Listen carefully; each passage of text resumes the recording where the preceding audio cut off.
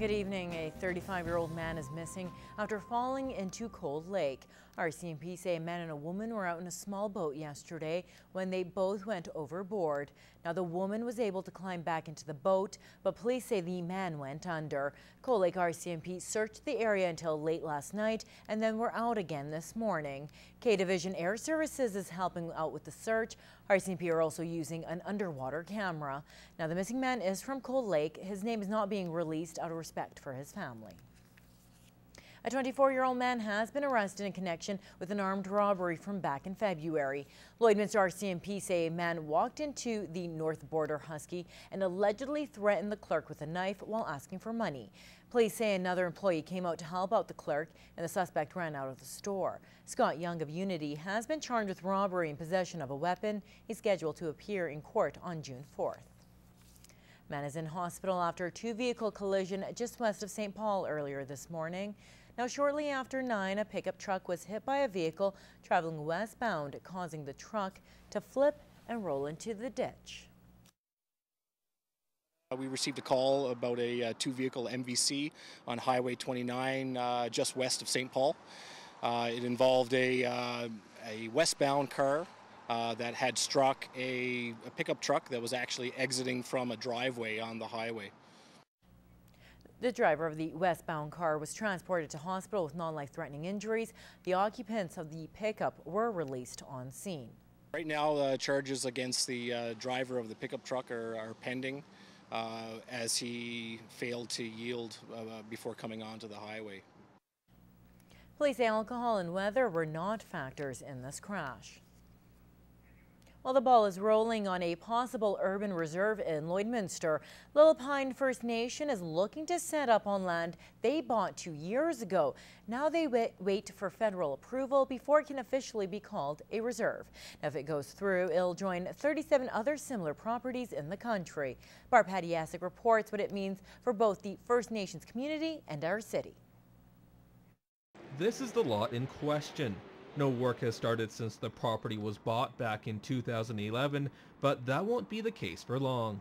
Chief Wayne Semaganis says Little Pine explored many communities in the area, but the border city was an easy choice. First of all, it's close to my home community, and it's a great place. Like, we looked at all the cities in Saskatchewan.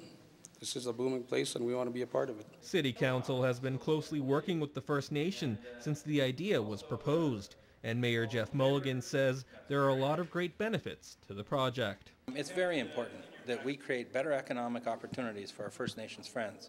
And it's absolutely imperative that we do it in a way that allows us all to have better economic outcomes, better opportunities for growth, and that we do a much better job of integrating our cultures and coexisting for the benefit of all. Working like a standard rural reserve, its urban counterpart doesn't pay property taxes. Instead, the First Nation has agreed to pay a fee for service to the city. Every time the First Nation will enter into a discussion and enter an agreement called the Municipal Services Agreement, and that covers off how you're compensated for what would have traditionally been the way you got compensated for services and or taxes. The land will be strictly commercial with zoning approved for retail, entertainment, and a possible casino.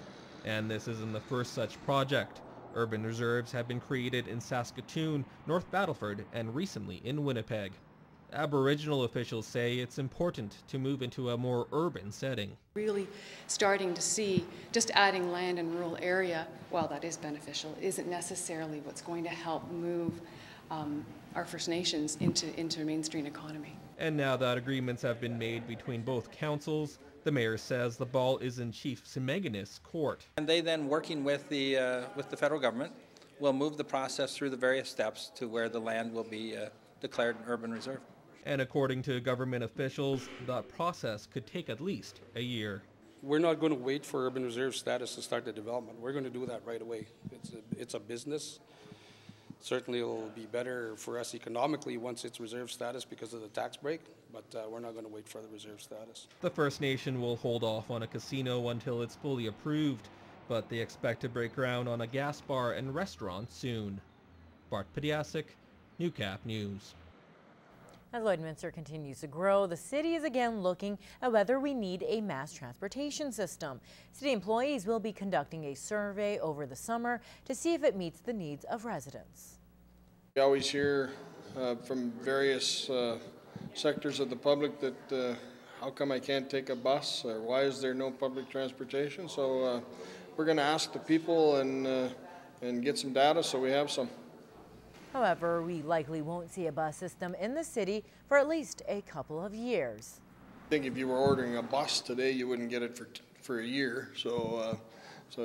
But you know, it's not that we don't have. We do have some forms of public transportation today.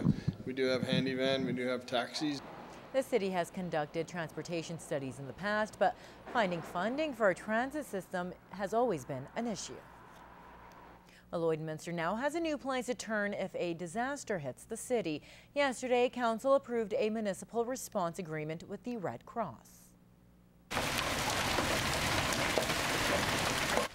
As the weekend hailstorm showed, extreme weather can be unpredictable in the border city. And that's part of the reason the agreement was signed. The Red Cross will now take over emergency duties. This takes a lot of the burden off of the city. There's a lot of manpower hours that can be spent on other things, and this is all in the case of emergency. So it's hard to understand what happens in the emergency until it actually does happen.